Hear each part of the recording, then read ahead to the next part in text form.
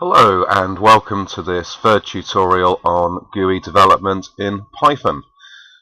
Now the code here is broadly similar to what we created in our second tutorial. If you haven't watched the first or second tutorial, I suggest you watch those first before doing this one because it will give you a good understanding of all of this code and this code here.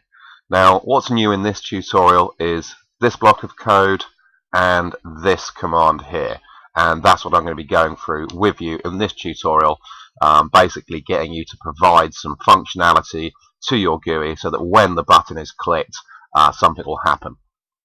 Now I'm going to start up here. Now this keyword def, short for define, means I'm defining a function which I've named. The choice of name is up to you, but it's always good, just like a variable, to name a function for the functionality it's going to perform, so for what it's going to do. Now, as this is getting the user's name, I've called the function getUsername. Makes sense, hey? Next thing you'll notice, I've used an open and close bracket. That's vital. You've got to have that in there when you're making a function. And finally, a colon. Now, if I put my cursor here and press enter, Python's really nice like this. It will automatically give me the correct indentation. Now, I haven't covered indentation yet.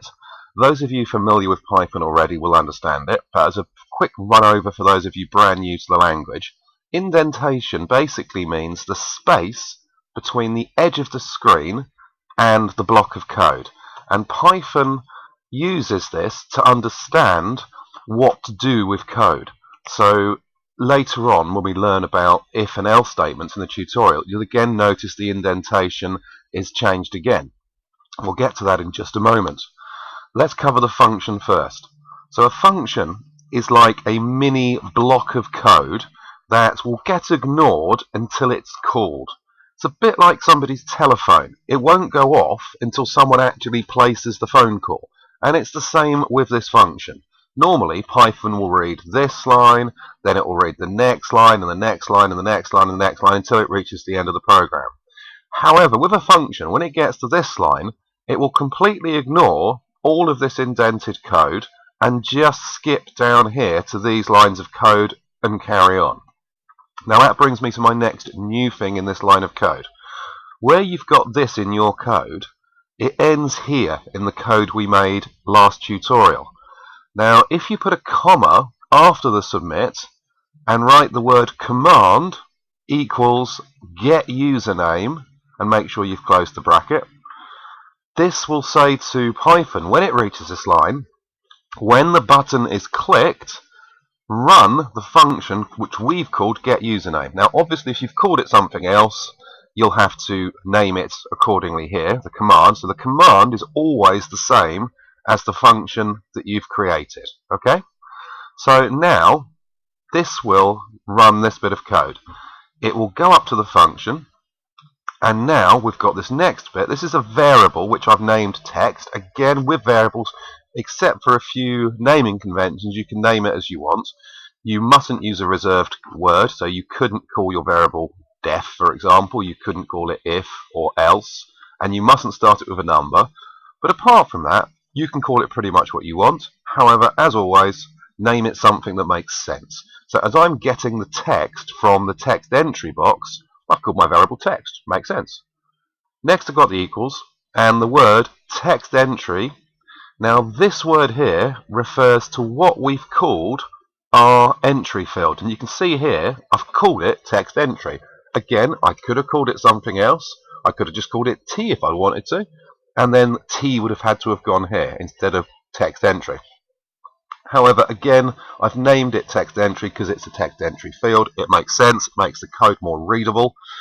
So again, I've got text entry here, capitalized in exactly the same way. That's important. If you've used camel case like I have, which is where you capitalize the beginning of each new word, you will have to do the same here. Now, this is the actual function we're calling. Dot, or full stop, get open and close brackets. Now this function here, basically all it does, it says go to the text entry box, get the text that's in there, or whatever's in there, and go and store it in this variable that I've named text. It's exactly what we want. It's a brilliant piece of functionality, and that will do exactly that. Now the next bit, I've got an if-else. Now an if-else is what's called a conditional statement. It will check if a condition is true. If it is, it will run this line of code. Else, if the condition is not true, it will print this line of code. Now this is great because we've got a username, and obviously you want to check if your user is registered with your system. If he is, grant him access. If he's not, don't grant him access. So just like a logon system basically. So here I'm saying if the text, and this time we've got to use double equals. In Python, double equals checks if something is actually equal to something else. Then I've got in speech marks Bob, which is my user's name, which I've allowed access, close speech marks, colon. Again, this print statement has to be indented exactly like so. The reason for this is this print statement will only run if the text is equal to Bob. If it's not, the else block is run and it will print access denied. And again, you must have the indentation shown just like so. If you think it's wrong, little trick to check, press backspace until the line below comes up to the colon and hit enter, and it will show you exactly where it needs to go. Now when you write the else, you've got to be a little bit careful because often people accidentally put it here. That won't work. We must have the else on exactly the same level as the if. That's important. Otherwise this will not work correctly. So when you write your code, just double check with the little arrow keys that if and else are matched on the same indentation level. Okay.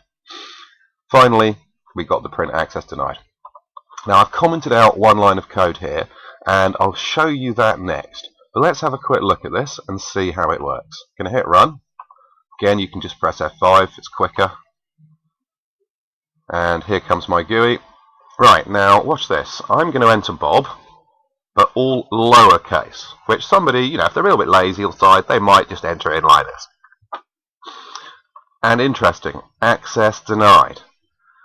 Why is that, you might think? Well, to Python, capitalized Bob is a completely different word to lowercase Bob. Now this comes down to ASCII. I'm not going to get into that today, but just trust me, it's completely different in Python's mind. Now if I do this and capitalize the name, just as somebody would normally enter the name and go submit, again you can see access denied.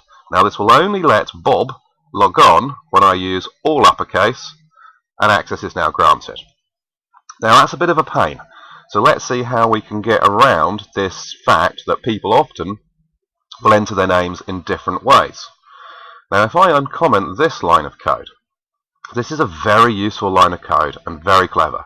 Basically it's saying whatever is in the variable called text, so that's in our case is going to be Bob, set it equal to text, so the variable again, dot upper open and close brackets. Now this is a little function that's inbuilt in Python that will convert anything held inside this variable to all uppercase. Finally, I check against the uppercase version of Bob. Now if we run this, this will make a lot more sense to you. Here we go.